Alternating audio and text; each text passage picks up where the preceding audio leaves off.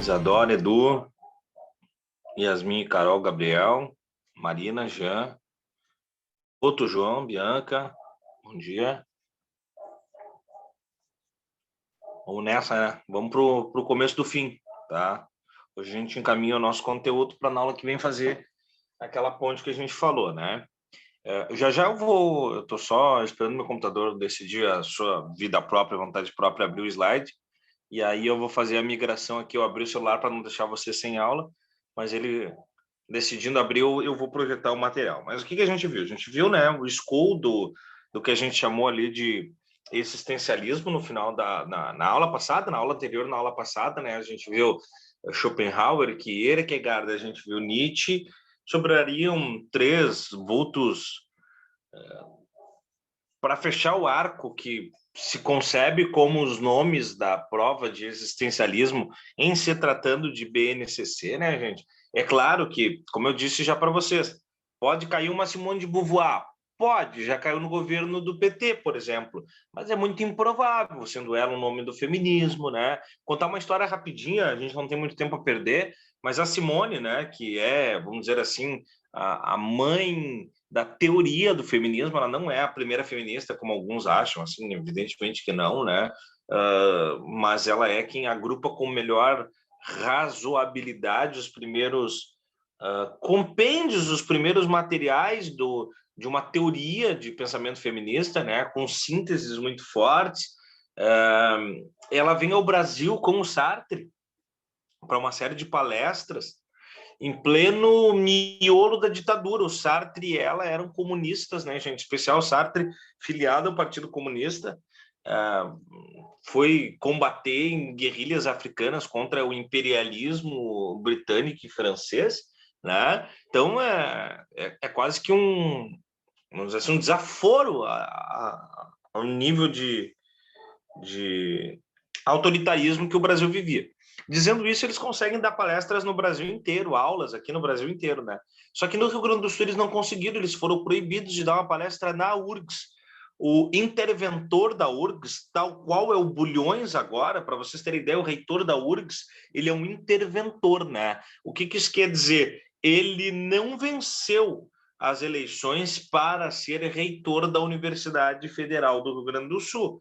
Só que não precisa que ele vença por uma brecha na legislatura. Existiam 3 chapas, ele foi a terceira colocada, o primeiro lugar foi reeleição do reitor anterior, tá? E ele ficando em terceiro lugar numa lista tríplice, se o presidente do país quiser, ele derruba o mais votado, o segundo mais votado e coloca o terceiro, que foi o que ele fez. Botou o seu homem forte lá.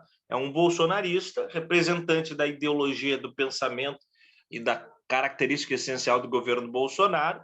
Então, ele é um interventor. Bom, na época também era escolhido pelo governo o reitor, e eram, obviamente, militares. E aí esses caras, quando viram que o Sartre estava chegando aqui, disseram que o Sartre não poderia dar aula na URGS, uma palestra, uma aula magna, porque ele era namorado daquela rampeira. Foi a expressão usada. Gente, isso é muito forte, né? Que era a maneira mais metafórica de dizer que ela era uma vagabunda, assim, né? Uma mulher sem valores, uma mulher, enfim, imoral, qualquer coisa assim, porque a Simone e o Sartre tinham um relacionamento aberto, e isso era público na época, e chocava, escandalizava muito a sociedade mundial, inclusive, não só aqui, né? Porque não era nada comum, né? Eles tinham cada um seus parceiros, mas eles eram um casal, tá? Eles não conseguiram entrar na Universidade do Rio Grande do Sul e dar sua palestra. Foram para o Rio de Janeiro, foram para a Bahia, foram para Brasília, foram para tudo que é lugar, né? Encontraram com o Jorge Amado, enfim. Bom, é história para outro momento. Mas é improvável que essa mulher caia com aquele seu pensamento que caiu lá no governo Dilma, né? Que não se nasce mulher, se torna mulher, né? Então, a gente não dá ela. Assim como a gente não precisa ficar perdendo muito tempo, no bom sentido, seria ótimo se a gente pudesse, fosse tema possível de prova, com os autores mais densos, como Camus, como o próprio Kierkegaard, que a gente deu um paninho só, né? Como daqui um pouco mais Dostoiévski, ou como Kafka, ou como outros nomes, tá? O que fica são 3 agora: o Heidegger, o Husserl e o Sartre. O próprio Sartre. Improvável que caia o Sartre, mais provável seria os 3 que a gente deu na aula passada. Porque o Sartre, como eu disse, né, tem toda essa pecha comunista e tal. Pode ser que caia? Pode, como eu disse para vocês, as coisas não são descartadas, elas são meio que mapeadas. Vocês devem estar acompanhando essa debandada geral do alto escalão diretivo do INEP nos últimos dias, aí, véspera de prova, dizendo que a prova está uma bagunça. Assim, a prova não, né? Desculpe, não entrei em paranoia, não é a prova que está uma bagunça. O Ministério da Educação, de maneira geral, está uma bagunça, sem critérios e tal. Então, tomem cuidado, tá? Tomem cuidado, assim, fiquei bastante alerta. Marina, eu não sei muito quem foi que saiu, assim, eu não tenho um perfil das pessoas. Vamos dizer que quem saiu são conservadores bolsonaristas da Gema. Essa gente pode estar saindo porque justamente a prova apresenta conteúdos fora daqueles restritivos deles. Vamos dizer que são pessoas mais da educação, talvez mais progressistas e tal. Entendem que há um esvaziamento da prova porque a prova está ideologizada, sem conteúdos de esquerda. Alguma coisa dessas aconteceu. É simples. A gente não se assusta. Por quê? Porque a gente está preparado para essas 2 possibilidades, tá? Então, não é nada drástico assim. É alguma coisa de história, geografia, filosofia, tá? Textos, talvez, de interpretação que tenham conteúdos dessas vertentes, ou para A ou para B, mas nada que possa dizer assim, nossa, estudamos aqui com biologia, sei lá, um caralho aqui, um troço de biologia, não vai cair PA e PG que a gente estudou e eles decidiram dar uma parada que não tá, não é isso, não é isso. É sempre um conteúdo mais político da coisa. Galerinha, eu vou entrar pelo computador aqui para poder projetar para vocês. Um minuto, estou de volta, ele aparentemente abriu. Espera aí que eu já venho.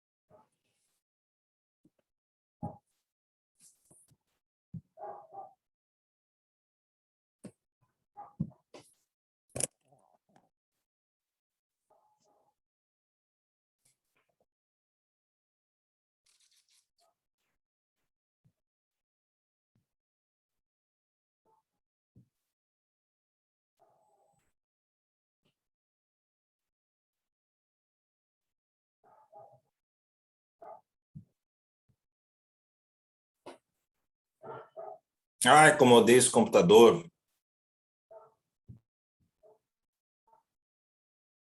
Olha, eu já estou com saudade de vocês, confesso do fundo do meu coração, assim, que já começou o ritmo de final de festa. Mas uma coisa que eu estou muito feliz é chegar ao final do ano para poder limpar essa máquina, porque eu não posso apagar nada dela até o final do cursinho para não correr risco de vocês ficarem sem alguma aula, alguma coisa, né? Mas no que acabar, gente, imagine que esse computador aqui tá gravando 4 horas de aula, bem dizer, quase todos os dias, desde o início da pandemia do ano passado. Então, ele está pedindo refresco já. Bom. Voltando, tá? Eu perdi o que tu falou por último ali, Marina. Se tu puder mandar de novo, por favor, porque como eu troquei do celular por coisa, eu perdi o coisa, não aparece aqui para mim. Então, manda para nós aí que eu te respondo. Eu vi que tu perguntou, ele disse, eu ia te perguntar e tal, e eu acho que eu respondi, mas se tu tem mais alguma dúvida a respeito disso, me manda de novo, por favor. Bom, galera, então não fiquem apavorados com isso, né? Como eu disse, a prova só pode mexer no pêndulo da sua postura.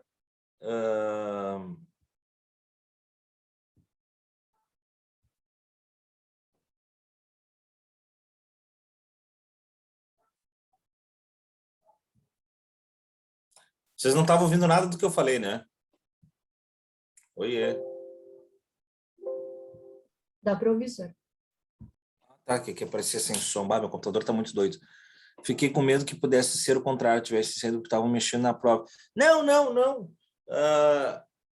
A prova, essa altura do ano, provavelmente ela tá feita, tá? É muito improvável ela não estar feita. É muito improvável, gente, porque assim, ó, pensem comigo, não é... Vou passar ali no Xerox e fazer 10 provas para o terceiro ano. Não é, né? São milhões de provas. Para daqui a uma semana elas já estarem todas deslocadas e tal, tem toda uma logística, tá? Não acredito que seja isso, mas depois dela feita, porque acontece o seguinte, ó, essa prova ela é meio Frankenstein, sempre é, não é? Ai, meu Deus. Não, sempre é.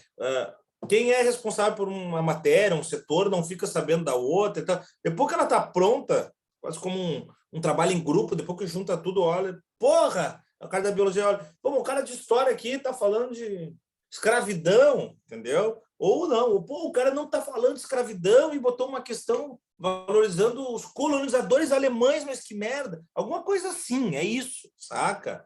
Só que tem muita questão, gente, por isso que eu sempre alerto, que por mais que eu sempre friso que o governo é assim, o assado, tem muita questão que é de banco, que é randômica, e o cara meio que faz uma metralhadora giratória, pô, girou a roda, parou ali, e dá o azar ou a sorte, né, de cair uma questão que não compactua muito com aquilo que os caras gostariam e acaba passando. O próprio governo Bolsonaro teve questão de gênero, por exemplo, né, de dialética, idioma, assim, ou expressões idiomáticas da comunidade trans e LGBTQIA+, por exemplo, né? Então, que não é uma coisa que o Bolsonaro jamais, ou seus asseclas jamais topariam, vamos dizer assim, tá? Então, bom, gente, vamos para o conteúdo duro mesmo, senão a gente fica algum tempo. Eu vou começar com o Russell, tá? Tanto o Russell quanto o Heidegger não são fáceis. A exemplo do que eu falei de Kant, de Schopenhauer, de Hegel, não são fáceis, mas quanto mais difícil, mais fácil na prova. A experiência em si não é ciência, então esse é o cara que meio que sepulta o empirismo como ciência única. Ele fala sobre a fenomenologia. Isso não é novo para a gente, isso aparece desde os pré-socráticos, mas pela primeira vez ganha esse caráter fenomenológico, ou como foi apelidado, caracterizado ao longo do tempo, como neocartesianismo. A gente viu que o cartesianismo é uma filosofia racionalista, logo não empírica, precisa entender que o pensamento ele é o formulador da ideia e não a experiência, então é cartesiana, só que ela tem algumas novidades, então ela é neocartesiana, ela ressignifica o cartesianismo, tá? Gente, então ele critica o positivismo, que a gente vai ver, se não der tempo nessa aula, no começo da aula que vem, antes da nossa revisão, que é uma proposta do Auguste Comte, que já é sociologia, que é uma extensão da filosofia, que entende que tudo é empírico, né? E tudo é científico. Logo, as doutrinas científicas não técnicas, elas são desnecessárias, do tipo, estudar filosofia não é necessário, necessário é matemática, física, química, as questões naturais que me ajudam a compreender a natureza em seu caráter mais material, tá? E aí materialidade ela é desnecessária. O governo hoje é muito positivista. O Brasil é positivista. A expressão ordem e progresso da bandeira do Brasil é o lema do positivismo trazido pelos primeiros intelectuais da reabertura do Brasil pós-império, né, da abertura do Brasil pós-império, né? A República do Brasil já nasce como um caráter jurídico e educacional de matiz positivista. Esse cara é contra isso, mas ele é contra também o historicismo, né? Aquela coisa de correlacionar tempos dentro de tempos, como mais ou menos pregou o Marx. Então, ele, de alguma maneira, com materialismo dialético histórico, de alguma maneira ele vai ser um crítico do Marx. E aí ele vai ser, né, um crítico, por fim, do naturalismo, aquele naturalismo raizão, aquela coisa aristotélica, aquela coisa lockeana, né, do empirismo básico, do tipo, eu só acredito, eu só formulo ideia a partir do que eu vejo, ouço, palato, olfato, né, e toco. Então, não. É óbvio, ele não vai descartar que isso traz informações, mas é preciso mais, tá? É preciso chegar a um outro espaço, que é o quê? A intencionalidade da consciência. Isso vocês podem anotar. O que está em amarelinho, vocês podem anotar. A intencionalidade da consciência. Olha que barato, essa parte é muito psicológica, tá? Ele vai dizer que toda formulação de consciência que tu fazes no teu inconsciente ou no subconsciente, e ele vai para a segunda aba, a aba da forma mais madura da consciência, ela está meio que engatilhada, como se fosse uma arma apontada para algo. Então, mesmo que tu não consiga capturar esse algo, a tua consciência, a consciência humana, e aí nós estamos falando especialmente dessa produção racional, ser humano, né? Ele está voltado para algo, querendo ou não. Por isso que o subconsciente, o inconsciente, às vezes, como vai falar o Freud ou mesmo o Lacan, ele nos dá umas armadilhas, ele nos prega uns gatilhos assim, né? Porque mesmo que tu não perceba, tu tá com a ideia. Tudo que tu faz na tua vida já pré-aconteceu. Ou seja, olha que loucura, gente. Isso aí tem outros... Se um dia vocês forem fazer alguma cadeira eletiva em filosofia, ou algum de vocês se descaminha na vida e vai cursar filosofia em algum momento, nós estudamos bastante psicanálise, né? Teorias, enfim, não profundas, mas a ponto de conhecer, e vocês vão estudar algumas teorias que corroboram isso aqui. Tem alguns pensadores que acreditam o seguinte, ó, quando eu levanto esse copo de café para trazer até mim, se vocês pararem para ver, o meu braço levantou, ok? Só que o braço, ele não levanta nada. Quem levanta é quem? Quem levanta é a tua racionalidade. É o teu cérebro que enviou sinapses para o corpo conseguir fazer com que tu levante. Então, quando eu levantei esta caneca, o meu cérebro já tinha mandado. Logo no meu cérebro eu já mandei. Logo no meu cérebro eu já fiz. Então, quando eu levantei e baixei, tudo que eu vou fazer, tipo, ó, vou clicar na letra P e vou enviar para vocês. Então, meu cérebro já fez isso alguns átomos de segundos antes, porque ele precisou enviar essa informação para que todo o meu sistema, seja ele de mecânico de movimento, parte do neural e vai para, né, a mecanicidade e outras coisas, ele já fez, ou sei lá, qualquer coisa natural, gente. Eu vou fazer xixi. Antes de eu conseguir fazer xixi, ver que eu estou fazendo xixi, o meu cérebro já fez xixi. Tá? Vou comer porque estou com fome. Antes do estômago receber o alimento, a informação de matar a fome já está formulada lá na minha consciência. Então, é um barato pensar que sempre um pouquinho antes o teu cérebro já viveu aquela circunstância. Então, mesmo que tu não consiga perceber, na maior parte das vezes, tudo que tu faz já está feito no cérebro, apontado para algo. Então, a fenomenologia, que é a tese que ele apresenta para a gente, são as coisinhas de prova, né? Se apresenta como um detetive, assim, uma investigação das experiências conscientes do mundo e da vida. Ou seja, aquilo que está no meu inconsciente, no meu subconsciente, deixa para lá, não é coisa do Roussel. Tem outros caras que falam, mas não é coisa dele. Ele não. É saber realmente que quando eu bati aqui, eu queria bater, eu sabia que eu ia bater. Eu queria dar esse exemplo para vocês, então eu já sabia que eu faria. São as coisas do mundo exterior. É isso que ele quer trazer, que é um realismo, uma maneira que a gente se expressa. Todas as palavras que eu estou falando para vocês, eu estou cuidando para falar elas, eu estou pensando nelas, olha só, pensando. Então, primeiro elas já estavam aqui, para depois vir para fora. Né? Então, tudo que a gente age, seja movimento, seja verbal, é uma expressão. Se eu decido dar um carinho ou dar um soco, ou chutar ou pegar no colo, são expressões. Se eu decido fazer um gesto ou um gesto, são expressões. Eu não preciso nem falar, você sabe que você é nazista, e isso é do Pantera Negra. É uma maneira de me expressar. Então, não existe fazer algo sem querer, é sempre sem querer querendo. É mais ou menos o que ele diz, Marina. É um belo resumo. Acho que é uma boa tuitada de Rousseau essa, tá? Não existe sem querer, é sempre sem querer querendo. Mesmo que a gente não perceba, porque a gente, quando não percebeu, vai dizer que foi sem querer. Mas, no fim, no cabo, já estava lá. Sabe aquela coisa assim... Como é que eu posso dizer assim? Tem uma expressão popular, me fugiu. Daqui a pouco ela vem, mas é mais ou menos isso que tu falou, tá?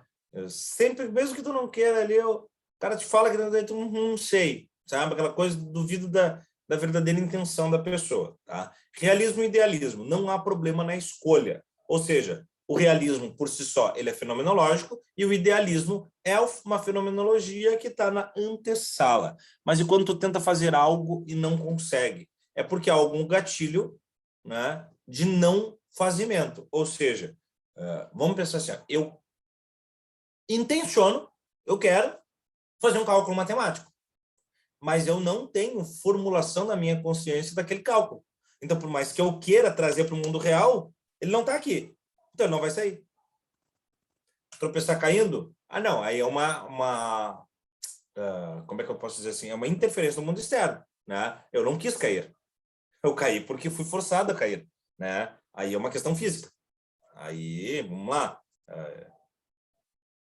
Eu quero pegar uma faca agora e cortar meu braço. Bom, eu quis. Agora, eu levantei meu braço, passou um ventilador e arrancou, decepou minha mão, é outra coisa. Eu não quis isso, né? Eu simplesmente queria levantar minha mão para acenar para ti. Agora, eu não vi o ventilador, ele decepou minha mão. Eu não tenho como conceber, porque aí eu sou o professor Xavier, eu sou Jim Gray se eu fizer isso, entendeu? Eu sou mentalista. Eu não tenho como fazer com que as coisas do mundo exterior reajam à minha intencionalidade de consciência. Isso seria um poder de X-Men, entendeu? Que talvez levasse o ser humano para um patamar inatingível do seu cérebro, né? Seria o uso de uma capacidade quase que total, né? Mas não, ele está falando das nossas ações, né? Então, tropeçar é uma influência do mundo exterior.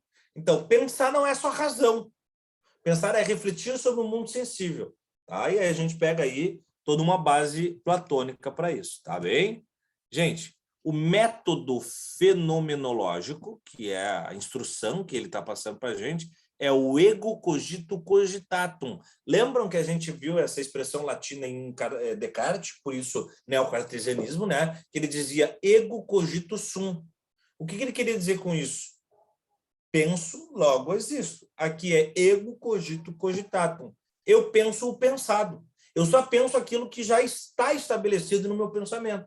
Então, é o empirismo 2.0. O racionalismo é o empirismo 2.0. Ele melhorou o cartesianismo do Descartes, perdão, que é platônico, ao passo em que ele rejeitava o empirismo. Esse aqui está dizendo que não. O empirismo está relacionado, mas não como Kant sugere, simplesmente de que um faz uma coisa, o outro faz a outra e por vezes eles se juntam. Esse aqui está dizendo que um é elemento constituinte do outro.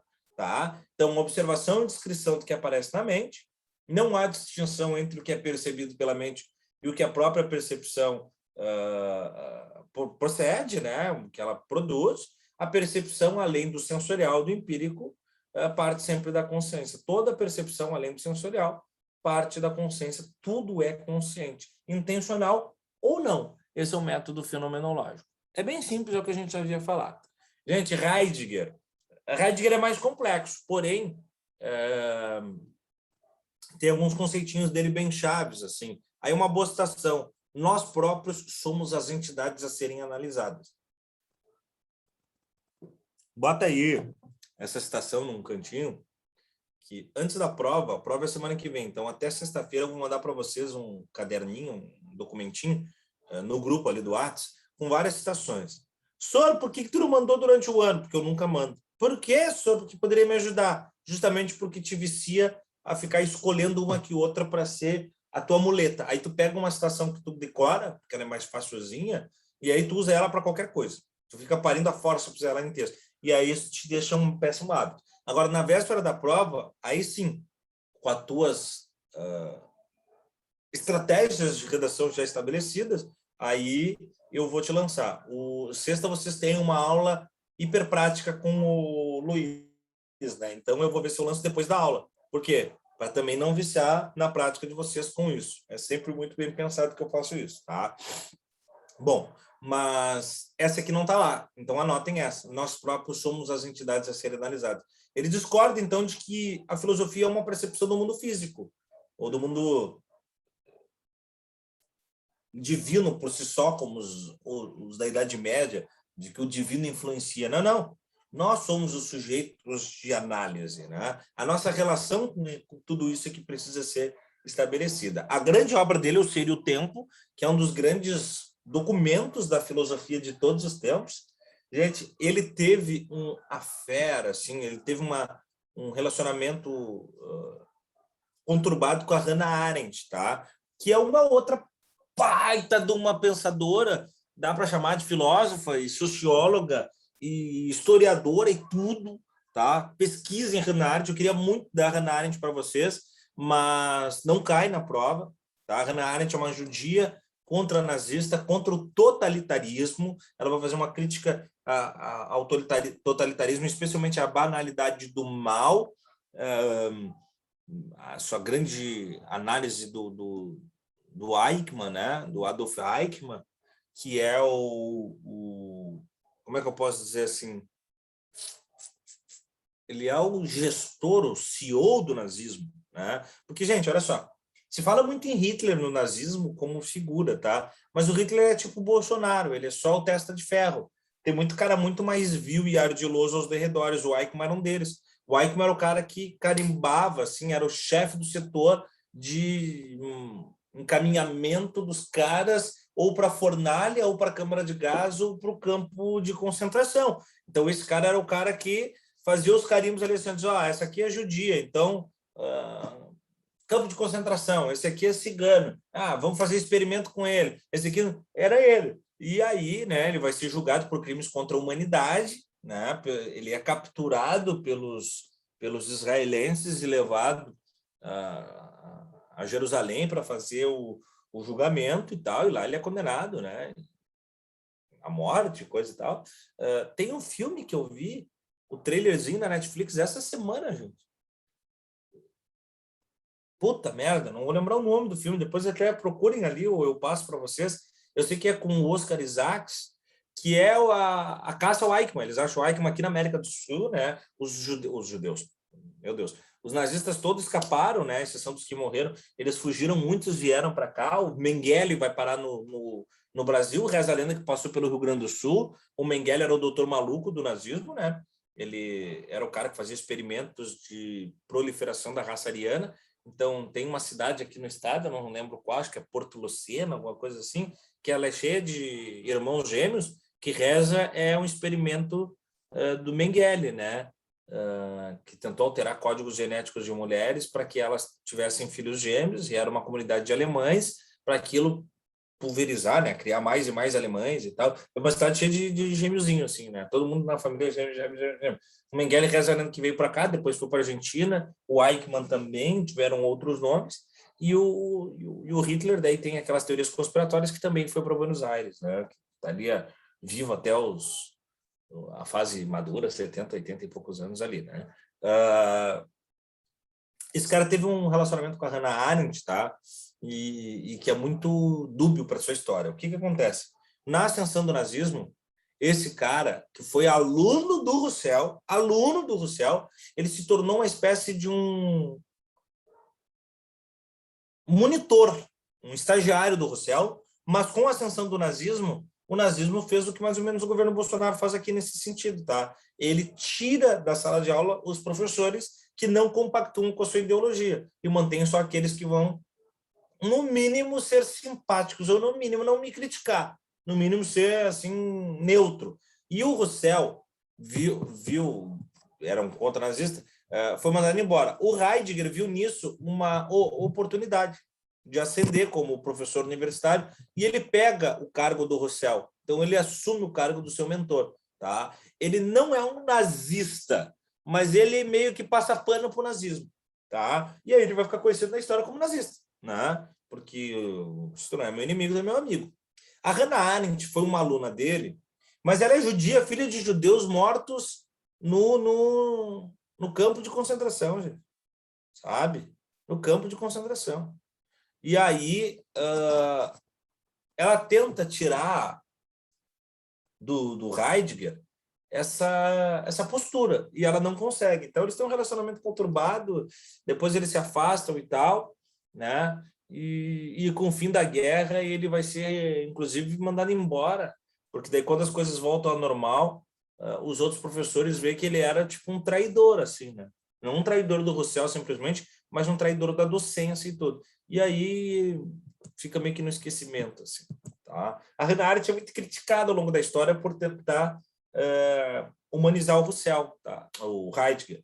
Mas, gente, eu acho que esse é o papel de quem tem informação e conhecimento, né? A gente não pode simplesmente rejeitar, especialmente porque eles tinham um sentimento, né? Ela tem um sentimento pelo cara, mas o cara é o idiota, um babacão lá, um nazista, afinal de contas, e ela tentou, assim como ela conseguiu nos fazer olhar para alguns personagens do nazismo como vítimas mentalizadas de uma causa, né? Que é a questão da banalidade do mal. É você proceder em ação sem conceber a ação. Ou seja, eu faço porque está mecanizado o fazimento. Contei para vocês uma vez em aula que uma vez, num clássico Grenal, um menino veio no interior, né, e viu uns gremistas batendo num colorado, se juntou e começou a dar porrada no cara, lembra disso? E aí todo mundo foi embora, o cara foi preso, e aí quando perguntado, ele diz, olha, eu nem conhecia os caras, mas eu vi eles batendo, eu bati também. Isso é a banalidade do mal. Eu não sei se é certo ou errado, simplesmente eu fui na onda, entendeu? Então, qual é a onda hoje? A onda hoje é bater, sei lá, transexual com lâmpada fluorescente, então eu vou bater, porque daí tá todo mundo batendo, e tem, que morram, entendeu? E que comunista morra, e que negro morra. Então, se as pessoas criaram uma doutrina, e aí a gente tem que mergulhar no nazismo para entender isso, né? A questão da raça ariana, que é uma mitologia que os caras assumiram, os caras lembram de Atlantis, a Cidade Perdida, a miscigenação com os povos primitivos levou à decadência e por isso ela tem que ficar imaculada. Aí vem uma doideira. Cara, tem um outro documentário na Netflix, esse eu estou assistindo, mas eu sou muito ruim para nome dos bagulho, eu assisto tanta coisa, não guardo os nomes. Esse eu mando para vocês o nome depois, eu estou assistindo ali, vai aparecer. Mas fala do primeiro escalão do nazismo, tá? Os caras que realmente concebem o nazismo. A gente vai ver que o Hitler é um boneco ventríloco, assim. E tem uns caras bem pesadões mesmo na parada, perfis muito específicos. E ali dá para ver muito disso que eu estou falando para vocês, tá? Mas, bem, não vamos ficar falando nem da Hannah Arendt, nem dessa filosofia mais genérica. Vamos falar desse cara. Esse cara é um ontologista. A palavra ontologia não aparece pela primeira vez para a gente. Ela apareceu lá em Parmênides, na análise do ser, aparece em Sócrates e outras vezes, especialmente nesses dois. Mas vamos reassumir o entendimento dela. Onto é ser, logia é estudo, o estudo do ser. O que é o estudo do ser?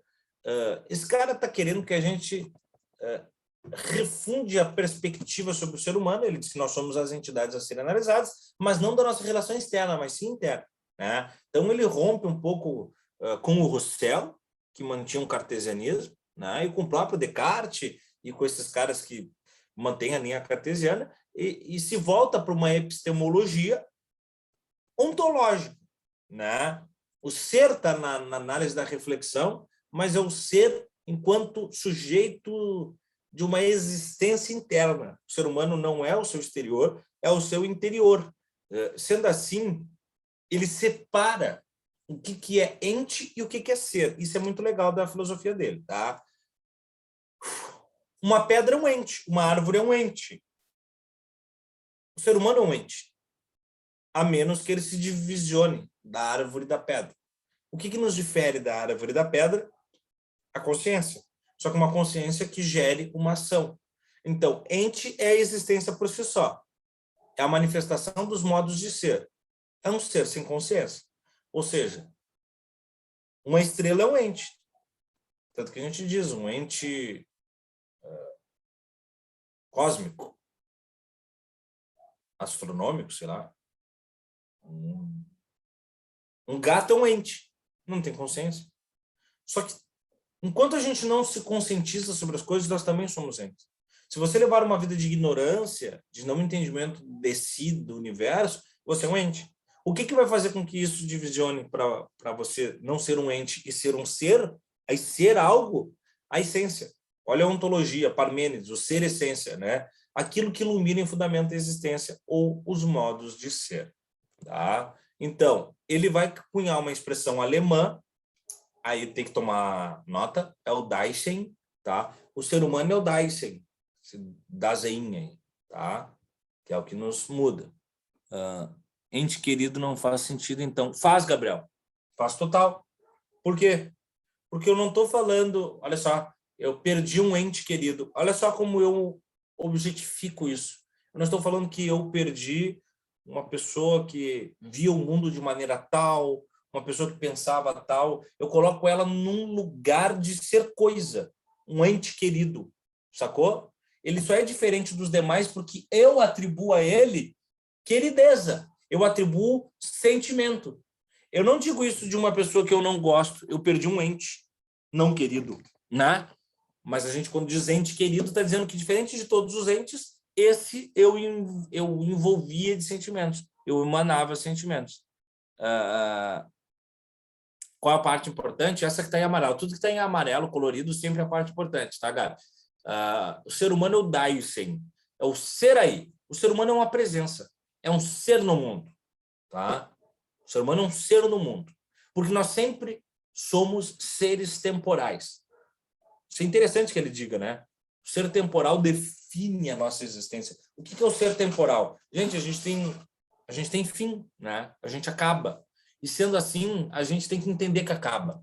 A nossa vida chega ao final. Essa é uma das coisas mais filosóficas, e vocês, sem dúvida nenhuma, já entraram em muita pira com isso, que a gente vai morrer uma hora, né? E a gente nunca está preparado para morrer.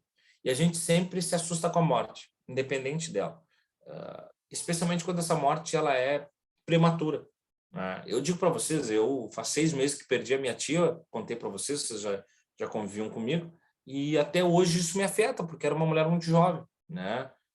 Agora morre a Marília Mendonça. Vocês viram, na sexta-feira eu brinquei com vocês, né? O Schopenhauer, em vez de ouvir Marília Mendonça, foi filosofar. Na sexta de noite a menina morre. Ela é mais jovem, era mais jovem do que eu, 26 anos. Daí a gente se afeta com isso. Mas uma coisa é certa, para morrer basta estar vivo, né? Posso terminar a aula aqui, atravessar a rua, um caminhão me pegar, eu morri. Ou simplesmente me engasgar com uma azeitona e morrer.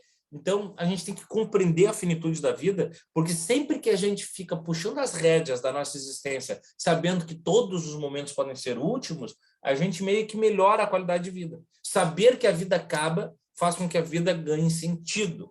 Viver para a eternidade é impossível, mas a gente vive banalmente alguns dias como se aquele dia fosse desimportante. E no dia, hoje foi um dia merda, amanhã vai ser melhor. Tá, mas talvez não tenha amanhã. Então, todos os dias eu tenho que trabalhar para ser o meu melhor dia. Tá? E o meu melhor dia não precisa ser conquistar o mundo, né, Pink Cérebro, todos os dias, mas levar o melhor dia possível, não deixar as oportunidades passar. Além de ser uma presença no mundo, que é o ser no mundo, o ser humano está no mundo. Ele deve transcender ao mundo, e isso é liberdade. A liberdade é perceber que você está no mundo, mas você transcende as estruturas do mundo. Ou seja, eu posso mudar de país, eu não preciso viver sempre no campo, eu não preciso me acostumar e me contentar com a realidade que o mundo me impõe. É um mundo de guerra, mas eu não preciso aceitar isso, eu posso viver em paz. É um mundo torpe, cruel e banal, mas eu posso fazer diferente. O mundo é tecnológico, mas eu não preciso ser. O mundo não é tecnológico, eu posso inventar. Eu posso transcender ao mundo. Eu transcendo essa realidade. Assim como, acordem para a vida uma vez mais, nós somos, além de estarmos no mundo e transcendermos a ele, nós estamos com os outros. Tá? O que é estar com os outros? Nós não vivemos numa bolha. Tá?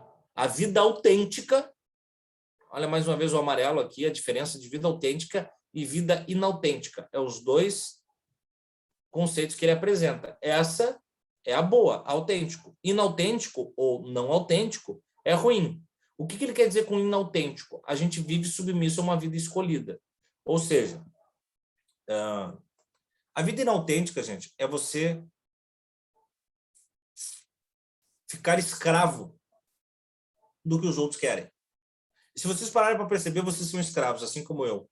O tempo inteiro a gente é escravo, só que a gente não se dá conta. A gente acha que a escravidão, como o Brasil teve a escravidão, que era uma servidão econômica, laboral, a gente entende que a escravidão é só isso. Escravidão é só alguém me agrilhonar, né? Me botar grilhões nos pés e me chicotear e me fazer trabalhar. Não. Existe escravidão psicológica, escravidão social, escravidão existencial. E ele diz que a gente é assim o tempo inteiro. Que é o quê? O meu pai quer, a minha mãe quer, o meu namorado quer, a minha namorada quer, os meus amigos querem, o mercado quer, a sociedade quer, a política quer, a economia quer. Todo mundo quer alguma coisa de mim, o tempo inteiro. E eu acabo cedendo aos meus instintos, vontades, desejos, anseios, as minhas demandas, porque eu acabo submisso a uma vida escolhida para mim. Só que a vida que eu tenho que viver para ela ser legal, a vida autêntica, e aqui eu entendo que eu coexisto com esse universo. E só. Esse universo não me supera, não me manda, não é acima de mim. Eu sou um sujeito no mundo, numa grande relação com outros sujeitos. Não estou isolado, evidente, mas eu coexisto. O mundo não é um conjunto de eus que se relacionam. Ele é uma estrutura social. Né? Eu tenho que ser sensível aos outros sujeitos, mas eu tenho também que ser sensível a mim. Todo mundo tem os seus limites e todo mundo tem os seus direitos ou possibilidades. Então, eu tenho que respeitar as minhas também. Pensem muito nisso, gente. Quantas vezes vocês fazem coisas que não é da vontade de vocês para agradar alguém, por exemplo, né? Ou para não se incomodar. É algo que eu escuto muito assim. Para não me incomodar, eu estou fazendo não sei o quê. Pô, gente, mas para não se incomodar, tu está sendo infeliz, então tu está só agradando alguém e tu está se incomodando.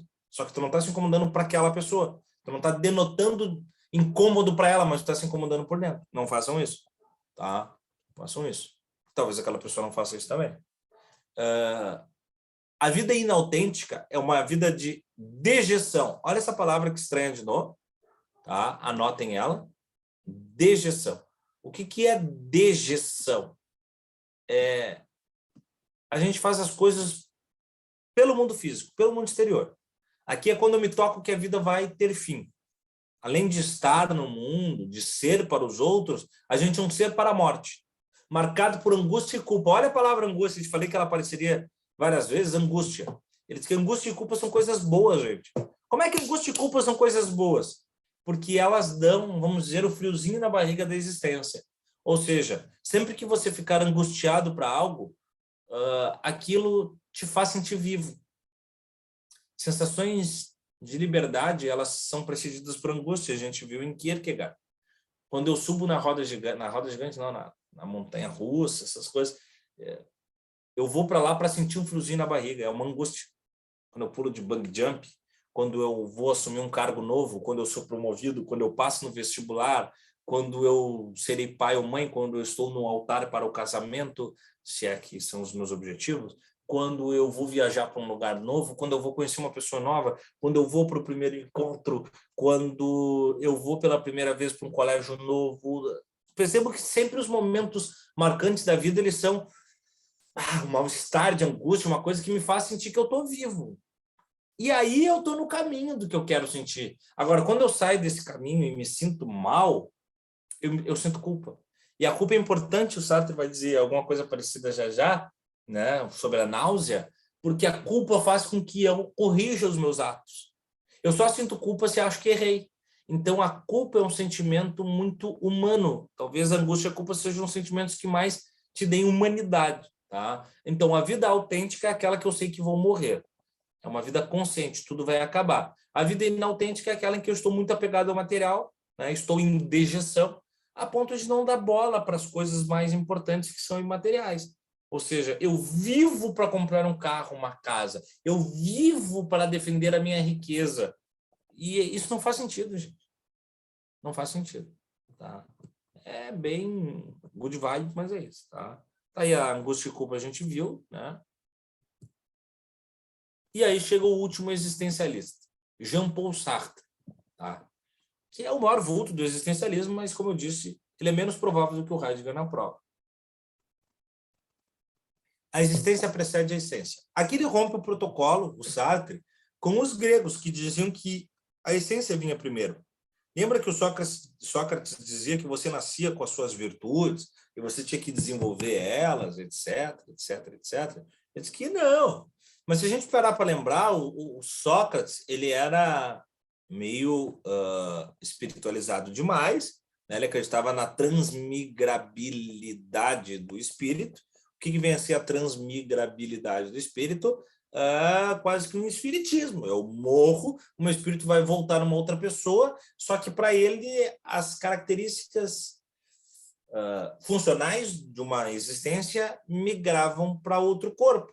Então essa vida nova viria já maculada de essência, né? Uma essência já experimentada. Esse cara aqui diz que não, que você nasce meio que oco, né? Você existe.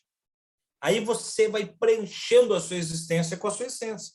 Ou seja, a Marina tem uma personalidade que é diferente da do Gabriel e um jeito de vida muito diferente do Pablo, que é diferente da Carol, e eu sou diferente de vocês e tal. E tudo que a gente vai tendo como essência, nossas personalidades, características, etc., nós somos pigmentando ao longo da nossa vida, porque nós existimos, e aí nós vamos preenchendo essa existência com essência, com base nas nossas leituras, relações, vontades, refreamentos, uma série de coisas.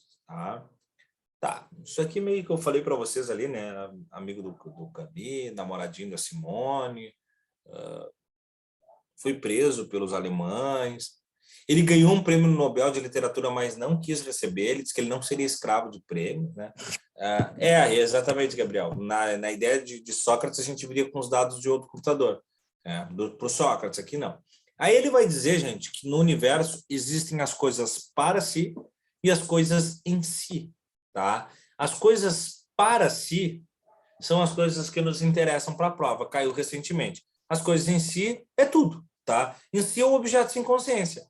Para si é o projétil de consciência que eu estabeleço sobre o objeto. É a liberdade, né, que eu estabeleço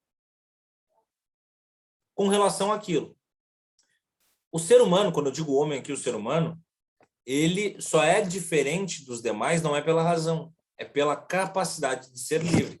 Percebam que nenhum outro animal, por não serem racionais, tem capacidade de ser livre. Por mais que um animal seja livre por dominação ao outro animal, ele sempre poderá ser refém de um animal que o domine. Ou seja, todos os animais são reféns do sujeito homem, por exemplo, porque o ser humano ele é capaz de conscientemente, racionalmente, dominar todos os animais, aprisionar eles. Já nós temos capacidade de não fazer isso. Vamos pegar o exemplo mais básico do Sartre. Ele fala do abridor de cartas, né? Vocês já viram um abridor de cartas? Alguém já viu o objeto abridor de cartas? Sim ou não? Sim. O que ele parece, Carol? Não, Gabriel. Vamos ver se a Carol conta pra gente o que ele parece. Uma faquinha. Exato, Carol. Parece uma faquinha. Só que eu falei abridor de cartas e veio na tua cabeça um abridor de cartas e não uma faquinha. Embora eles se pareçam. Porque a gente estabeleceu que aquilo é um abridor de cartas e não uma faquinha. E quando a gente diz faquinha, vem uma outra ideia na cabeça. Então, o objeto é um objeto. O que a gente vai determinar para o objeto é que é a consciência do ser. Vamos lá, Gabriel. Vou te explicar. Estou explicando. Calma, ejaculação precoce. Eu estou explicando. Vamos lá, Gabriel. O que é isso? É uma caneca, ok? É uma caneca porque, para mim, é uma caneca. Agora, se eu levar para a tribo Yanomami e eles nunca viram uma caneca, talvez eles acreditem que isso aqui é um objeto sagrado. Então, para eles, este objeto não será uma caneca. Ok? Então, em si, é um objeto. É uma coisa. É um ente. Para mim, é uma caneca. Porque eu já denotei que isso é uma caneca. tipo a vaca, a vaca já é uma coisa mais sagrada, não necessariamente. A vaca é uma vaca. Os indianos sabem que a vaca é uma vaca, só que ela tem uma aura sagrada por uma mitologia. Eu não estou dizendo necessariamente isso, eu estou dizendo o seguinte, quer ver? Deixa eu pensar aqui. Isso aqui é um troféu, tá? Isso aqui é um troféu que eu ganhei, troféu de música, tá? Só que se eu der isso aqui na mão do Gabriel, mesmo ele sabendo que é um troféu, mas para ele não tem importância emocional, mas a porta dele bate e ele sabe que isso aqui é pesado, e ele bota no pé da porta, ele passa a ser um objeto para segurar a porta. Esqueci como é que é o nome que se dá para isso, um peso de porta. E não mais um troféu. Para mim tem um peso específico isso, tem um sentimento, uma sensação. As coisas são coisas. O que elas serão para nós é a nossa consciência que determina. E com isso, nós somos totalmente livres, porque nós podemos ressignificar as coisas. Uma tábua de passar roupa é uma tábua de passar roupa. Mas ela pode ser uma prancha. Tem a forma parecida. É leve. Uma camiseta velha vira pano de chão. Perfeito, Marina. É isso. Ela é uma camiseta, mas ela pode ser um pano de chão. Como ela pode ser uma bandeira de guerra. Como ela pode ser um torniquete para um acidente. Eu é que vou dar o significado para as coisas e para as pessoas e para a vida. Então, sabe aquela coisa assim do faça o limão uma limonada? É o objeto em si e para si. Estamos numa situação de merda. Poxa vida, estourou o pneu, a gente estava indo para viajar numa trip agora e a gente ia para o meio do mato, estourou o pneu. Ah, que merda, estragou. Não estragou, já começou a nossa trip. Entendeu? Esse perrengue nós vamos fazer ser algo legal. Vamos criar desse momento uma aventura. Então, eu estou fazendo aquele objeto em si, para mim, uma outra coisa. A cama da mãe é a cama para ela, mas para nós, quando criança, é uma cama elástica. Isso, Gabriel, a gente muda o significado. Achou o caminho da roça. Mas o meu achar não é uma prova de que é o certo em uma sociedade, no caso, isso seria individual, totalmente individual, Pablo. Totalmente individual. Porque é isso que o Sartre está dizendo, que nós temos uma formulação de consciência individual a ponto de cada um ter a sua essência e isso ser a liberdade. Só que, cuidado, tudo isso parece muito legal. Olha como eu estou dizendo que você é livre para pensar o que quiser, ok? Só que isso te faz escravo de ti mesmo. É isso que ele vai dizer. O homem está condenado a ser livre. Porque quanto mais eu crio o meu mundo, mais eu sou refém dele. Porque quando... A gente falou isso na aula passada. Quando as pessoas escolhem as coisas para a gente fica, eu queria poder escolher, mas o meu pai determina, minha mãe, minha namorada, que merda. O meu chefe mandou eu trabalhar aqui das 8 da manhã às 6 da tarde, eu queria estar na praia, mas eu preciso do salário, então eu sou obrigado a estar aqui. Que merda. Agora, penso diferente. Se tu não precisasse de dinheiro, nem o pai mandasse, nem a mãe, nem ninguém, e simplesmente tu dissesse assim, tá, eu sou um sujeito livre agora. O que eu vou fazer do dia de hoje? A responsabilidade é toda tua. Como é que eu vou gastar o meu dinheiro? É toda tua essa responsabilidade. Era muito melhor quando o pai e a mãe nos davam o dinheirinho da mesada e tu podia gastar quando quiser, como quisesse. Agora, quando tu tem que buscar o dinheiro e dizer, eu pago a conta da luz ou eu compro um videogame novo? A responsabilidade é tua. Tu pode comprar o videogame e ficar feliz, mas cortarem a luz não vai adiantar de nada. Tu pode pagar aquilo e ser triste e não ter o que tu quer, mas ficar com a consciência tranquila de que a luz estará em dia. Até a última aula de filosofia não existia. Agora a gente está condenado a ser livre. É meio isso, marido. A liberdade ela é um conceito volátil, né? Para esses pensadores, assim. Para a gente, de maneira geral. Eu tenho certeza, Marina, que muitas vezes na vida tu te percebeu como sem liberdade e em outras vezes tu te percebeu com medo do tanto de liberdade que tu tinha, né? Então, é volátil, de fato, né?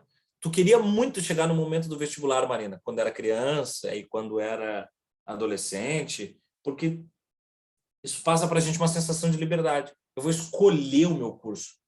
Aí tu começa, tá, mas qual é o meu curso? Será que é isso que eu quero mesmo? E se não for? E se esse é muito para mim? E se eu não conseguir passar, não seria melhor escolher um curso que eu possa passar? Mas adianta eu passar num curso que eu possa passar, mas não é o curso que eu quero fazer? Mas o curso que eu quero fazer não traz dinheiro. Será que eu arrisco? Ou será que eu faço um curso que eu não quero fazer, mas que me traz dinheiro e que vai me dar a possibilidade de um dia eu conseguir fazer aquele curso que eu quero fazer, nem que seja por hobby? Será que vai dar tempo? Não sei. Eu preferia apostar na Mega Sena, mas a chance de eu ganhar na Mega Sena é muito pequena. Então eu preciso trabalhar. Mas eu não consigo trabalhar agora porque eu sou muito nova e ninguém me emprega. Ah, consegui um emprego, droga, é um emprego muito ruim. Ah, mas me dá dinheiro e vai me ajudar. Mas eu, sacou? Então, a gente está condenado a essas decisões. Já vi que liberdade é abrir de várias opções, acho que é abrir mão de várias opções a favor de uma que te faz bem, tipo tocar aquele instrumento que tu tanto quis, ou fazer exercício assiduamente porque te faz bem. Isso é liberdade plena, João. Matou a charada, checkmate. A liberdade plena, e eles todos vão concordar com isso, é exatamente isso que tu falou. As prioridades de atendimento existencial, Paulo. Porque pode ser prioridade para o teu chefe entregar o relatório hoje. Mas se a tua mãe tiver entre a vida e a morte em casa, tu manda o teu chefe a merda e cuida dela. Essa é a tua prioridade. Não é a prioridade do teu chefe. Não é da empresa. Pode ser que se fosse um contrato bilionário. Imagina assim, ó, a tua empresa tem um contrato milionário para fechar que depende de ti. E só hoje. E a tua mãe tem entre a vida e a morte. Tu tem liberdade de escolha. E o que é liberdade? É escolher. Se tu escolher não estar com a tua mãe nos últimos minutos dela, tu fez uma escolha. É livre. E tu vai arcar com as consequências disso. Se tu escolher estar com a tua mãe e ser demitido ou fazer a empresa ir à falência e efeitos colaterais, tu fez uma escolha. Há consequências. Mas tu foi livre para tomar essa decisão. Tá aí, ó, o homem está condenado a ser livre. A liberdade é prisioneira da responsabilidade de ação, que é exatamente o que a gente estava falando agora. Tá? E aí vem 4 conceitinhos basicões assim, do Sartre. Tá? O exemplo, a redação. Você é livre para fazer qualquer dia antes do prazo, mas no dia do prazo você é obrigado. Se quiser, anota. Perfeito, Gabriel. Perfeito. Como tu pode não fazer no dia do prazo. E aí tu fica sem ela. Ok? Você é livre. Mas tudo que você tomar como caminho, há sempre um descaminho como consequência. Náusea. É tipo angústia e culpa. Só que ele vai dizer que a náusea é um sentimento tão ruim, que faz com que a gente perceba que a vida é uma bosta. Ela é absurda. Nós somos um monte de coisas não necessárias no mundo e devemos perceber, ter a impressão de que nós somos um ser no mundo apenas. Olha só, o que ele está querendo dizer? Me digam se não é um horror o World Trade Center, gente. É um horror. É um horror a Segunda Guerra Mundial. É um horror a bomba atômica. É um horror um avião cheio de pessoas cair. É. Mas morreu um monte de gente, tudo isso que eu falei, a vida seguiu. Essas pessoas viraram memórias. É uma náusea pensar que pode morrer um monte de gente que não faz diferença na vida, a não ser das pessoas que perderam essas pessoas. Mas o mundo não para, as coisas seguem. Pode ter uma chacina, pode ter uma hecatombe, um colapso, pode ter uma crise como a do coronavírus que matou milhares de pessoas. E tem gente que nem bola dá. Se tu não perdeu ninguém por coronavírus, ninguém de perto, talvez tu nem te nauseie. Como muita gente diz, é uma gripezinha. A vida precisa de náusea. Tu precisa olhar a manchete e ver que um homem matou uma criança e aquilo tem que te fazer mal. Não pode simplesmente tu virar a página e ver qual foi o resultado do futebol. Qual é a cotação da bolsa de valores. Não. Te nauseia diante dos absurdos da vida. Porque aí tu tá dando consciência para as coisas. Tu não tá só no mundo. Tu tá dando intencionalidade às coisas. O nada. Ele diz que a nossa consciência é nada, que é meio que nihilista, assim, né? Nossa consciência é vazio, é o nihil, é o nadismo. Não há uma pré-definição de essência. Você vai pigmentar, como eu falei, há um espaço para ação, tá? Ou seja, não é Deus que escolheu o teu caminho, ele é contra essa determinação divina, e não é a natureza que já estabeleceu, do tipo, a gente faz isso porque está imbricada a fazer isso. Não. Você vai construir o seu fazer. Eu estava vendo as notícias da morte da Marília, eu não aguentava mais ver e estava evitando porque estava ficando muito ruim. Gabriel, isso é a náusea, né? A forma como uma pessoa que talvez tu nem consumisse a música ou consumia, ou mesmo que tu consumisse, tu não conheceu, mas é uma pessoa jovem que aparentemente era uma pessoa boa, que morre tragicamente, que tinha uma carreira que impactava outras vidas, e tudo isso vai dando camadas de náusea para a morte, né?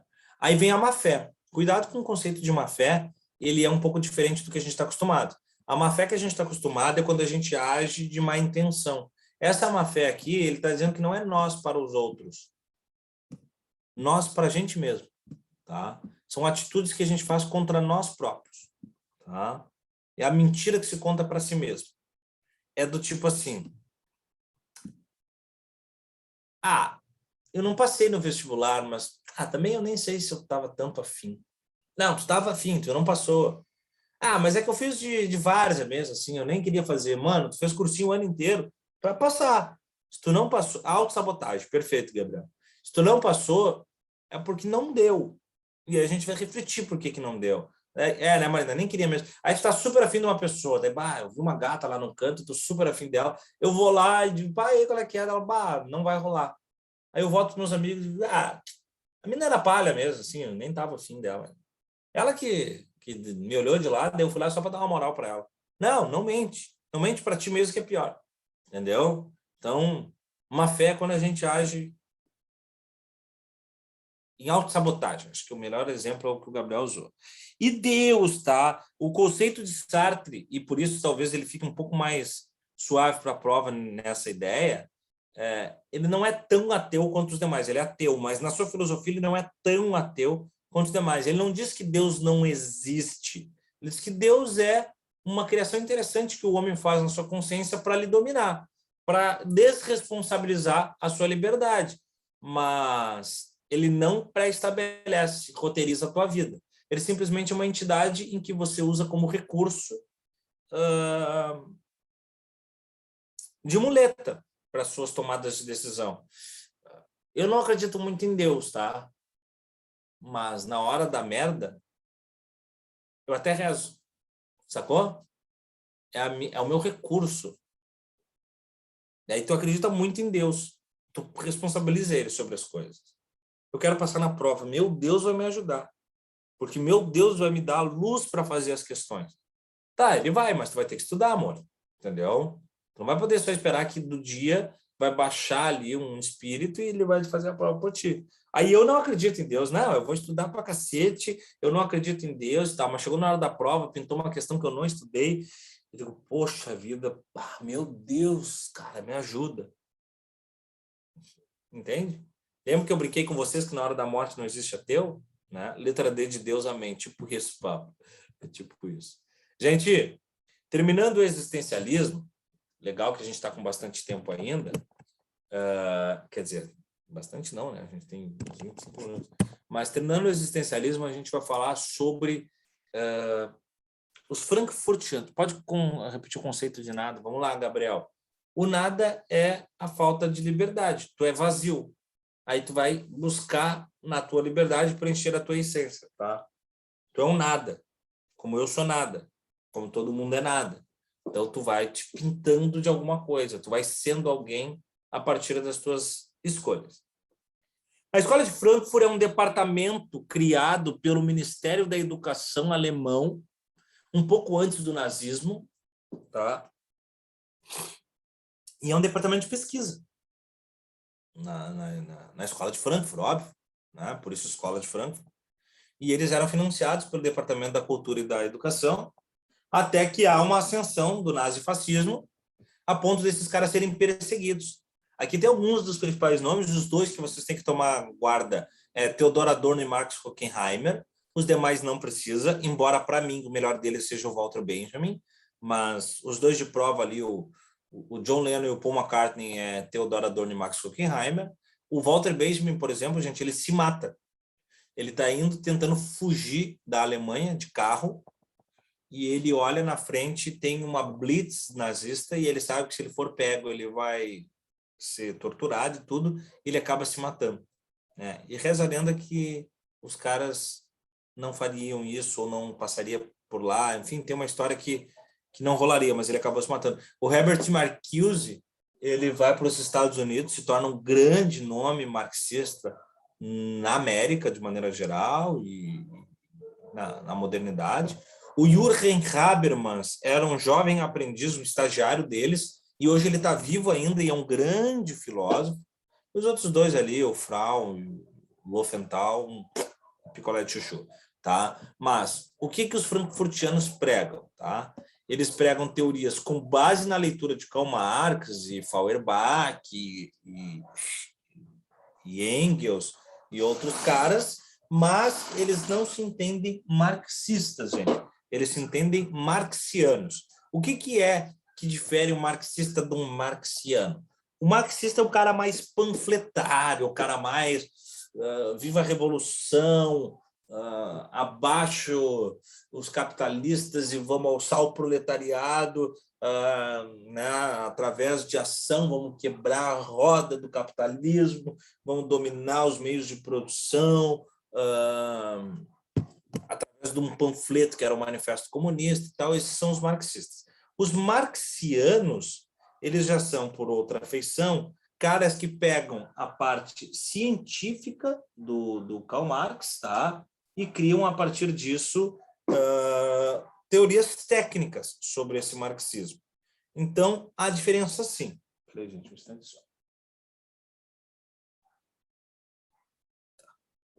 A diferença, ela é sensível, mas ela existe. Os dois conceitos principais desses caras, eu particularmente adoro. Vocês viram um pouco deles comigo quando a gente começou o ano e falou sobre arte, cultura, os significados e os significantes, quando a gente viu a palestra sobre lá o universo Marvel, entre outras coisas, né?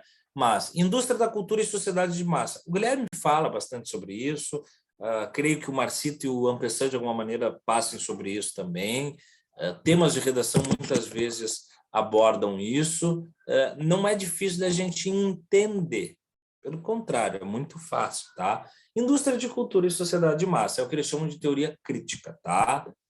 Eles não são caras muito queridos pelo governo, mas são caras mais prováveis de prova ainda assim, porque são teorias que consagram o século XX e agora o século XXI, tá? Aqui está um pouco da história que eu contei para vocês. Mas primeira coisa, teoria crítica, que eles chamam de razão instrumental. Vamos começar por aqui para depois chegar na indústria de cultura, tá? Olha que legal que eles estão falando na teoria crítica, que é a instrumentalização da razão. O tempo inteiro você tem que ser crítico às filosofias.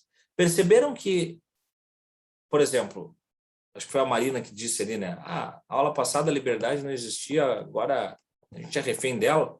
Ou seja, o Sartre também pensou como a Marina e criticou os caras da semana passada. E aí pode vir a Marina e discordar dos dois e fazer uma nova teoria. O que ele quer é que a gente não fique refém de filósofo, nunca. E de filosofia, de teoria, de tese, de nada. A gente tem que o tempo inteiro criar, através de uma dialética, uma negação das coisas. E eles se inspiram na dialética do Hegel, de 2 aulas atrás, lembra? Que o novo nasce do velho, que é afirmação, negação e negação da afirmação. Então, o tempo inteiro eu desenvolvo algo. O tempo inteiro eu crio novas teorias, rejeitando aquilo que já estava posto. Então, ele vai dizer que a história muda dessa maneira. Eu não posso me contentar com aquilo que já está. Racismo. Racismo é um bom exemplo disso. Hoje a gente não aceita o racismo, mas outrora ele era mais natural. Gente, eu já disse para vocês, eu mesmo fui fruto de uma geração que fazia piada racista, piada sexista, piada homofóbica. Hoje eu sei que isso seria como é que eu posso dizer assim, um absurdo, inaceitável. Mas já fiz, já li, já ri dessas piadas, né? Piada de loira, piada de português, piada de gay. Hoje é inaceitável. A gente tomou na dialética de que o novo nasceu do velho, porque eu critico aquela teoria que já estava estabelecida ali, de normalizar uma coisa, ou guerra, ou uma atitude, ou um comportamento, ou um jeito de entender o mundo, a gente tem que melhorar, né? Então, isso tu vai refundando, tá? Então, essa é mais fácil. Agora vem a cultura de massa e a indústria da cultura. O que esses caras estão dizendo, gente? Que a arte ela começa como uma manifestação do sublime, né? O sujeito artístico expressava todo um pensamento, um sentimento, coisas que são viscerais da existência, e faziam isso para justamente expressar algo, não para ganhar dinheiro, para expressar algo. Só que isso foi mudando ao longo do tempo. Quando o Picasso pintou o Guernica, ele não fez isso para vender quadro e ficar famoso e abrir um canal no YouTube. Ele fez isso para denunciar os horrores da Guerra Civil Espanhola, né? Quando o Da Vinci pintou a Santa Ceia, quando o Michelangelo pintou a, sei lá, Capela Sistina, quando não sei o quê, quando pipipi, quando popopó, foi por alguma coisa. De se expressar, de fazer uma leitura de algo e transcender essa leitura para o universo físico. Agora, não mais. Agora, quando o K-pop, ou a Lady Gaga, ou o Gustavo Lima, ou a Marvel, ou qualquer coisa artística que vocês perceberem, produz uma obra, ela pega elementos que sabe que vão te agradar, e com esses elementos ela consegue lucrar. Tudo está voltado para o lucro, tá? Mas mais do que isso, tudo está voltado para a dominação. Então a gente vai perceber que o estabelecimento dos meios de comunicação é que mudam o entendimento das coisas. Como assim? Não entendi. Olha só, antes do rádio, da TV e do cinema, os meios de comunicação, como o jornal, mesas de bar, ou galeria de arte, eram para comunicar. A partir do momento que tem um rádio, uma TV, um cinema, tudo que sai no rádio, na TV e no cinema é para alguém ganhar dinheiro. Não tem nenhum programa que é educativo, de fato. Mesmo os educativos, eles não estão ali para educar. Estão ali para, com um conteúdo de educação, fazer audiência, com esta audiência chamar a atenção de patrocinadores que vão dar dinheiro. Nem a TV Cultura, João. Nenhuma TV. Nada, nada. O que é a TV Cultura? É o preenchimento de um espaço, de uma cota pública, sem pagamento de impostos, cedida pelo governo, para lucrar alguma coisa, para usar recursos de editais. Não existe interesse em educação através de nada, nem de rádio, nem de TV, nem de cinema. Tudo tem o lucro. Pode educar? Pode. A TV Cultura é muito melhor, ela serve, óbvio, óbvio. Tá? Agora, com certeza, Gabriel. É muito melhor eu ver um programa educativo do que um programa vazio. Mas eu posso aprender ouvindo rádio, vendo um filme. Posso? Eu não estou dizendo que não. Mas sempre vai ter um fim lucrativo. Tem filmes maravilhosos que nos ensinam muito. Vamos lá, você pegou ali um filme que fala sobre o nazismo. Aí tu aprendeu sobre o nazismo. Um filme bem feito e tal. A Marvel pode ser um filme só sobre super-herói, como pode ser tipo Os Eternos agora, que quebra questões de gênero, de raça, padrões de sexualidade, etc. Pô, tem um conteúdo educativo ali? Tem. Mas não é à toa que é o primeiro lugar nos cinemas dos Estados Unidos e do Brasil, né? Está feito para ser uma máquina de lucro. Tudo é feito para lucrar. E aí existem fórmulas. Nós vamos ver que as músicas têm fórmulas, os filmes têm fórmulas, os programas de TV têm fórmula. A fórmula do sucesso é repetida.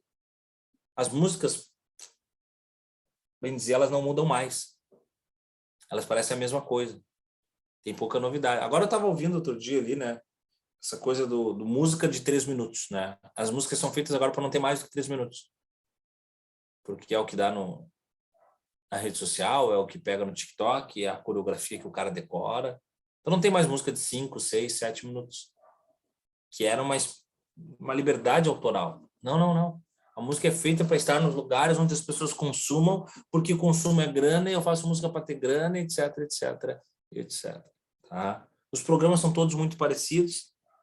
sai o Leifert, entra o Mion, sai o Mion, entra o André Marques, sai o André Marques, entra o Márcio Garcia, sai o Márcio Garcia, entra o Rodrigo Faro, sai o Rodrigo Faro, entra o Tadeu Schmidt, sai o Tadeu Schmidt e entra a Fernanda Gentil, sai a Fernanda Gentil e entra a Ivete Sangalo, mas, via de regra, a fórmula é a mesma. Tá? É um filme de super-herói, é um drama, é um terror ou é uma comédia, mas é sempre a mesma fórmula, as mesmas premissas. Existem técnicas. Eu posso falar para vocês, gente, porque eu trabalho com essas 3 coisas, né? Eu trabalho com rádio, TV e cinema. Eu trabalho com música, teatro, literatura, então existem fórmulas para tudo. Tu quer fazer música para fazer dinheiro? Tem uma estrutura matemática de rimas e de concepção de estrofes com a marcação de um refrão que vai te facilitar. Tu quer fazer um programa que dê certo? Ele tem que ter as cores tais, a câmera no enquadramento tal, a iluminação X, o quadro Y, a linguagem Z, o tempo Y. Tu quer fazer um filme certo? Esse é o enquadramento, aí a trilha entra assim, aí não sei o que assado. Então, sempre tem uma maneira de criar uma maquinação das coisas. Essa é a indústria da cultura. E isso nos tornou uma sociedade de massa, intencionalmente. Isso é para nos tornar gado, de alguma maneira. É para fazer com que a gente fique consumindo aquilo e dentro dessas mensagens há sempre o interesse de grandes empresários e políticos que estão ali para dominar a nossa consciência. Então, a arte ela agora é de fácil assimilação, né? Porque ela tem interesses comerciais, rompe com aquele valor contestatório, em que os caras fazem arte para contestar a realidade, para trazer protestos e tal. Isso acabou, né? Então, tudo é arte por lucro a partir de agora. E aí, muito importante, ele faz uma diferenciação, eles, né, de arte erudita, popular e comercial. A gente confunde muito hoje. Hoje a gente ouve uma arte comercial e diz, isso é arte popular. Não, gente, a arte popular, ela não é uma arte necessariamente comercial. Música nativista gaúcha é arte popular, porque faz parte de um povo, mas não é comercial porque não vende. A festa de Parintins com o boi bumbá é uma arte popular. Já foi muito, muito, muito, muito popular, mas não é comercial. Não sai na TV, as pessoas não consomem, não tem viagens para ir ver em grandes números, né? Ou, sei lá, o Parque Farroupilha, ou enfim, né? O carnaval é uma arte popular e comercial, dá para comercializar. Já a arte erudita é uma galeria de arte, uma música clássica, uma coisa mais refinada, né? Uma coisa mais especificizada. A arte popular é a coisa da rua. E a arte comercial é aquilo que é feita para lucrar. E com isso ela precisa ser padronizada. Tá? Tudo isso a gente falou. Com a arte comercial, o meu interesse é que você ouça, para que você consuma, e assim você dê audiência para o meu canal, para o meu filme, ou para a minha emissora de rádio, ou leia o meu jornal. Sendo assim, você está atendendo os meus interesses como gestor. Então, eu só vou escolher músicas, programas, filmes que estejam na grade que façam você assistir, ouvir, você consumir, para que você venha me dar audiência. Então, você não pode ser um sujeito muito crítico. Porque se você for muito crítico, você vai começar a contestar coisas que são perigosas para a alta sociedade, que é quem tem a grana. Opa, eu tenho a grana. Porque se eu domino os meios de comunicação, eu domino a formação de opinião. Logo, todos os empresários que querem que tu consuma algo, eles vão me dar dinheiro. Então, eu tenho que te idiotizar para que eles continuem me dando dinheiro. É uma grande máquina. Do tipo, tu compra a Nike, gente, porque a Nike está o tempo inteiro na TV, no Facebook, no rádio, e tu não percebe. Então, eu que tenho TV, rádio, eu que sou o Max Zuckerberg, eu tenho que atender os interesses da Nike. E o interesse da Nike é que tu compre. Para tu comprar, tu não pode pensar muito, tu tem que comprar. Então, eu vou estimular o teu desejo de compra e não vou ocupar aquele espaço fazendo com que tu reflita sobre algo de consciência social, por exemplo. Só quero que tu compre Nike, sacou? Então, eu só atendo os interesses comerciais, capitais, e assim você se tornará uma sociedade amorfa, uniforme e alienada. Guardem essas informações. Amorfo, uniforme e alienado. Os 3 caráteres padronizados de um comportamento de massa Por isso, sociedade de massa, que fica formulado a partir da indústria da cultura. Tá? Amorfo, uniforme e alienado. Gente, Jürgen Habermas, para a gente começar a encaminhar, tá? Que era o estagiário lá, ele tem uma frase muito legal. A sociedade depende das críticas que faz às suas tradições. Ou seja, para uma sociedade mudar, ela tem que refundar as suas tradições. Ser tradicional não é ficar preso ao passado. Ser tradicional é ter aculturamento de um povo que esteja dialogando com o seu tempo, né? Então, o Jürgen Habermas quer que a gente sempre ressignifique a história. Ele diz que é preciso fazer uma conexão da razão comunicativa na esfera pública. Ele chama isso de esfera comunicativa, né? Ela produz um consenso, gera mudança e fortalece a sociedade. O consenso de que o racismo não é mais certo mudou nossa maneira de ver o racismo e melhorou a sociedade, né? O sufrágio universal, as mulheres poderem votar no início do século passado, faz com que hoje as mulheres tenham um espaço que nunca tiveram ao longo de toda a história da humanidade. Já é um novo consenso que gerou uma mudança e fortaleceu a sociedade. Tá? Para isso, nós precisamos da racionalidade comunicativa, que é a esfera pública. A esfera pública é o espaço, pensem na esfera pública como uma esfera onde o povo está e há, então, uma fissura, uma cisão entre a esfera privada e o Estado. O Estado não é o povo. O Estado é uma entidade sem caráter, né? Não é caráter moral, uma entidade sem personalidade, não é personalíssimo, é uma entidade neutra, né? Deveria ser, pelo menos. E a esfera privada, cada um cuidando da sua vida. Mas a gente tem que dialogar enquanto grupo, enquanto formação de Estado, em algum lugar. Esse lugar é a esfera pública. Mas a partir do que a gente consegue estabelecer um diálogo, cada um da sua casa, com a sociedade e o Estado, como? Eu vou para a praça, mas não está todo mundo lá. Então, eu preciso dos meios de comunicação. Por isso ele fala de esfera comunicativa. Os meios de comunicação conectam as vidas individuais e o Estado em uma grande panela de pressão chamada esfera pública. O interesse comum ele é sempre mais importante do que qualquer coisa, né, individual, e supre as necessidades que o Estado não alimenta. Ou seja, se o Estado não está fazendo política pública para melhorar a educação, o interesse comum, as demandas públicas precisam superar isso. Então, nós precisamos apertar o Estado para que ele cumpra nossas vontades. Ah, mas não é a vontade dos ricos. Tá, mas é a vontade dos pobres. Então, vamos levar isso para um debate. Vamos levar o debate da esfera pública. Então, nós vamos nos reunir. Então, reuniões de condomínio, de sociedades representativas de classe, de escola, de grêmio estudantil, de universidade, de todo mundo ir para a rua. Todos esses manifestos coletivos que trazem as demandas da maioria é a esfera comunicativa que vai trazer as vontades do interesse comum. Então, a racionalidade comunicativa é um moderador social entre a vida individual e o Estado. Tá? Isso aqui dá para a gente passar discurso ético, precisa, princípios do discurso. Tá, isso é legal. Ele diz que a razão instrumental... Muito bom, Marina. Isso poderia ser um tema de... Não vejo isso na prova, mas numa boa prova cairia. Que protestos e greves são justamente um tema de Habermas, né? Para dizer para a gente que a maneira de manifesto coletivo sempre mais importante. Eu sou um patrão. O salário de vocês está atrasado e está baixo e eu estou cagando e andando. Vocês são todos funcionários. Vocês vão protestar e fazer uma greve. Aí eu vou ter que reagir. Aí o sindicato vai descobrir que eu estou fazendo isso e vai agir junto. E vai mexer com parlamentares que vão mudar a lei e vão dizer que, a partir de agora, se eu não pagar vocês em dia, tem uma multa.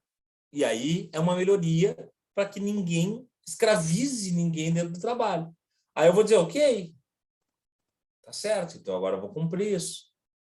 Então, protesto, greve, reuniões, demandas sociais, um encontro físico ou virtual, mas sempre o coletivo, onde ele possa se comunicar, ele traz as demandas coletivas que são sempre maiores do que as individuais, e correlaciona com a sociedade civil organizada e com o Estado as maneiras de melhorar a sociedade. E com isso ele disse, então, que a razão de comunicação, essa coisa coletiva, a comunicabilidade, é muito mais importante do que a razão instrumental, que os frankfurtianos tinham trazido para a gente agora, que é o quê? Você refundar a ideia do passado. Lembra que eu falei? Só que isso você faz individualmente. Ele diz, não adianta só tu. Não adianta eu achar que o racismo é ruim, gente, e ficar com isso sozinho em casa. E vocês falarem assim, mas os meus pais viveram uma época assim e não tem problema. Então a sociedade nunca vai mudar. E os negros vão continuar oprimidos. Então a gente tem que levar isso para um debate no espaço público e eu perceber que tem um número muito grande de pessoas que entendem isso e a gente fazer políticas públicas que mudem isso, tá? Então, aí por isso é importante o papel de uma imprensa livre, mas uma imprensa eficiente, correta, moral, ética, etc, etc, etc. Meus amores, a gente acabou a filosofia. Vejam só. A gente acabou a filosofia, para não dizer que ficou nada para trás. Ficaram 3 caras que eu vou dar no começo da aula que vem e depois farei a revisão, que é a sociologia. A sociologia da prova, via de regra, são 4 caras. Marx, Weber, Durkheim e Comte. O Marx a gente só vai meio que falar e eu dou os outros 3. E aí na primeira meia hora. Depois a gente fará a nossa revisão. Olha só, para não dizer que não falei de flores. Contem comigo, tá? A gente viu período arcaico, as características gerais, mas falou de Homero e Hesíodo, 2. A gente entrou em pré-socráticos, começou a filosofia, aí a gente falou de... vou botar aqui, ó. Daí vocês vão fazendo o somatório aí. 2, tá? Depois a gente falou de Tales, Anaximandro, Anaxímenes, Parmênides, Heráclito, Pitágoras e Demócrito. 7. Pelos meus cálculos são 9. Chegamos no período socrático, falamos do Spa, são 3. E mais dos sofistas, são vários, mas a gente pontuou 2. Górgias e Protágoras, Platão, Sócrates e Aristóteles. Período socrático são mais 5. Então, 9, 10, 11, 12, 13, 14. Depois a gente chegou no período helênico. No período helênico, a gente falou das correntes e das características, mas pontuou 4 personagens. O Epicuro, o Zenão, o Pirro de Élida e o... Ai, gente, o vagabundo que vive dentro da... O cínico lá, me esqueci o nome do cara, Diógenes, tá? São 4. Saindo dali, a gente foi para a Idade Média, viu as características gerais do período, já estamos em 18, acho, né? Vimos as características gerais da Idade Média, percebemos que tinha patrística, escolástica, nominalismo, apologética, mas são 2 grandes personagens, né? O Santo Agostinho e São Tomás aqui. Lembrei que eu falei de utilitarismo lá no começo do ano, quando a gente estava ainda dando um genérico, né? Que era Jeremy Bentham e Stuart Mill, são mais 2, teleologia e deontologia, lembram disso? Já estamos em 20, pelo que eu tenho como cálculo. A gente chegou na Renascença, Maquiavel, e foi para os contratualistas. Rousseau, Hobbes e Locke, são mais 4, 24. Aí a gente falou sobre o racionalismo, Descartes e Bacon, são mais 2, 6. Aí a gente falou de Montaigne, 27. Aí a gente passou para os iluministas. Adam Smith, Immanuel Kant, Montesquieu, David Hume. Falou do D'Alembert, do Diderot, o Rousseau já tinha falado, e do Voltaire. São mais 7.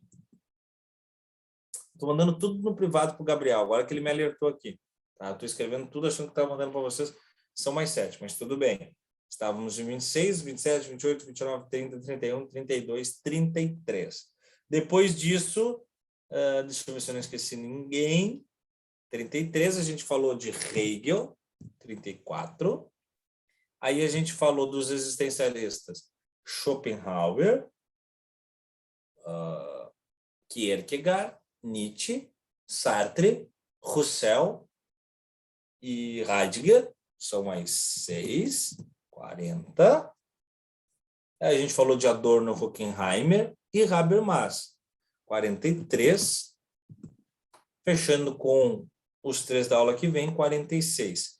46 personagens diretos, tá? Se eu fosse falar nos indiretos que a gente cita e coisa, né? Pascal, hoje só a Hannah Arendt, por exemplo, o Benjamin, as características de período Taubá, nós chegaríamos ao dobro, tá? Mas são 40 e tantos personagens vistos com profundidade. É bastante coisa, gente. É bastante coisa. De março a novembro, dá quanto tempo? Março, abril, maio, junho, julho, agosto, setembro, outubro, novembro, 9 meses, tá? Se fosse 10 meses, 40, vamos arredondar, 50 em média de 5 personagens, é isso? Por mês? É, média disso, né? Contando que são 4 aulas, seria com profundidade um personagem por aula, né? É claro que a gente ficou muito mais tempo vendo Platão, Aristóteles e Sócrates, que são caras clássicos que fundamentam um período, e depois a gente ficou muito mais tempo nos modernos do que a gente passou pelos períodos que menos caem. Então, o tempo de vida deles na aula é correlato à importância deles quantitativa e qualitativa para a prova e para a filosofia. Mas é um grande volume. Mais uma aula e a gente se despede, tá? Onde eu espero me despedir de vocês, mas os encontrar lá na frente, seja quando a gente começar já no semestre que vem, a frequentar a universidade e eu topar vocês pelos campos da vida, ou, né, vocês me procurando para tarefas de filosofia, etc, etc. Mas a despedida mesmo a gente vai fazer na aula que vem, na véspera da prova, tá? A aula que vem, então, a gente vai se encontrar no dia 19 e é bom, né, Carol, se livrar disso tudo. Mas, sem dúvida nenhuma, vai ter valido a pena. E a aula que vem, então, a gente faz o nosso revisandão. Gabriel, agora tu veio. Agora tu veio. Aula que vem, todo mundo, se puder estar com as câmeras. Mas eu não tenho celular, não tenho câmera, não sei o que, se vira. Dá teu jeito, tá? Dá teu jeito. Seria bem legal ver as carinhas de vocês na aula que vem, para a gente poder se despedir em grande estilo. Tá, gurizada? Chegou o Vandão aí, metam bala. Tamo junto. Valeu. Valeu, senhor. Tchau, tchau.